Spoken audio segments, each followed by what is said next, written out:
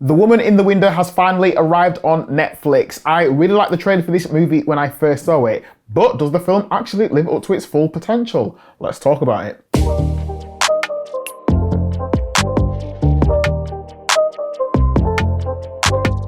Hey guys, welcome to Marcus Loves Movies. My name is Marcus Lee and this is my The Woman in the Window movie review. I like a good psychological thriller and this is what we have here. So today we are going to talk about it. Just before I get into the movie review, can I say quickly thank you for checking out this YouTube channel, and if you do like movie reviews and movie chat and trailer reactions and all that good stuff, can I encourage you to subscribe to this YouTube channel because this is the place where I do all of that good stuff. I know that's a cheeky ask up front, but hey, we only live once. So what is the movie about? Well, let me give you a quick plot outline. Agoraphobic Dr. Anna Fox witnesses something she shouldn't while keeping tabs on the Russell family, the seemingly picture-perfect clan that lives across the way. It's directed by Joe Wright and it stars Amy Adams, Gary Oldman, Anthony Mackie, Fred Hetchinger, Wyatt Russell, Jennifer Jason Leigh and Julianne Moore. I do like myself a good psychological thriller, the type of film where a character goes through an experience and then you wonder whether it really happened or whether it was all just in their mind. Films like Memento, Fight Club, The Machinist, those films are right up my street. And whoever you talk to about this film, The Woman in the Window, I think they're going to say to you that this film reminds them of Rear Window or Disturbia, films where people are locked in their homes and they cannot leave for a particular reason, and then they witness something shocking happening to one of their neighbors, but they can't leave home, they can't go investigate that themselves. This movie clearly has Alfred Hitchcock influences. I mentioned Rear Window. You've got this big, grand, dark, creaking house, and in a way it reminded me of David Fincher's Panic Room, and the way that the camera moves around this grand house is very similar to that of Panic Room. By the way, I do wonder, in these American films, when you've got people who work in middle management jobs, how do they afford these big, massive houses? Maybe I should go live in America.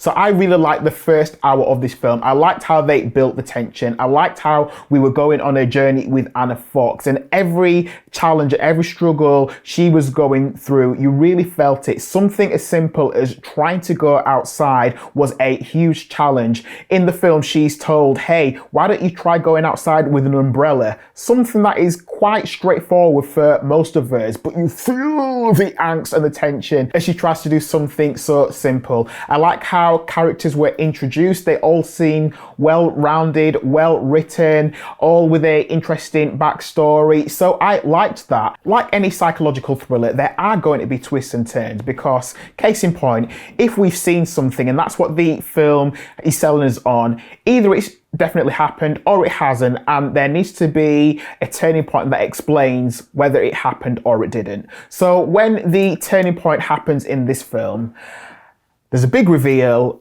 I feel like I saw it coming a mile off. I don't remember feeling, ooh, wow, oh my gosh, that is surprising. There was no Sixth Sense level of shock and awe. And maybe it's because we've seen this film before. We've seen this sort of thing many, many times before.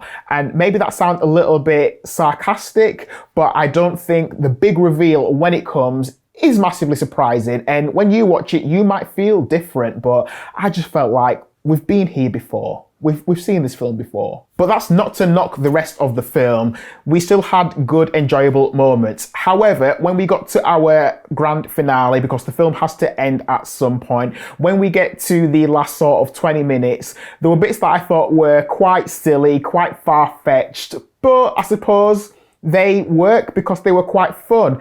You've got a film which is quite serious in tone, and then the back end is just a bit silly, and it's like, well, that wouldn't really happen. But I think those moments would have actually worked on the big screen. They would have worked with an audience going, huh, huh, ooh. Those are the kind of things you like to see on the big screen. In terms of the performances, I thought Amy Adams was great. To be honest, I rarely see Amy Adams do a bad performance. I thought Gary Oldman was all right. He did the standard, I could be a bad guy thing, but I might not. He's an American character. However, there were little moments where he slipped back into being an angry British person. Wyatt Russell was decent in his supporting role. Julianne Moore pops in and pops out. Brian Tyree Henry is a police detective who pops up from time to ask questions to say, hey, did this happen? No, this didn't happen. This can't have happened.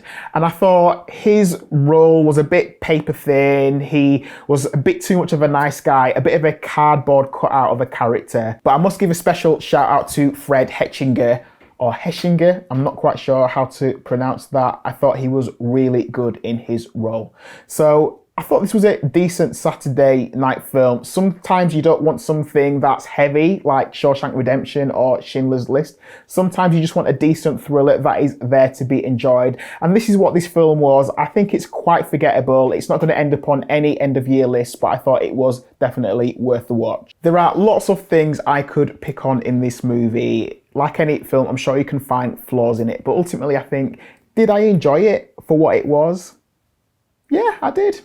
It was okay. So for that reason, my official Marcus Loves Movies rating for this movie, The Woman in the Window, is 3.5 stars. So as always, I would love to know what you thought about the movie, The Woman in the Window. Did you enjoy what you saw? Or do you feel like this movie was quite poor? Do you feel like it lived up to its potential in the trailer? Or do you feel like this movie was a failure?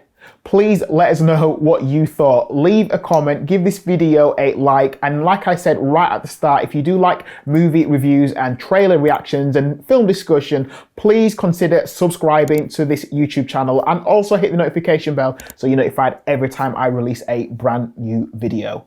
Thank you for watching this movie review. Please come back again and check out future movie reviews. Let's create a community, let's have some conversation, and let's talk about movies. So hope to catch up with you again soon. Until then, take care of yourselves and thank you for watching.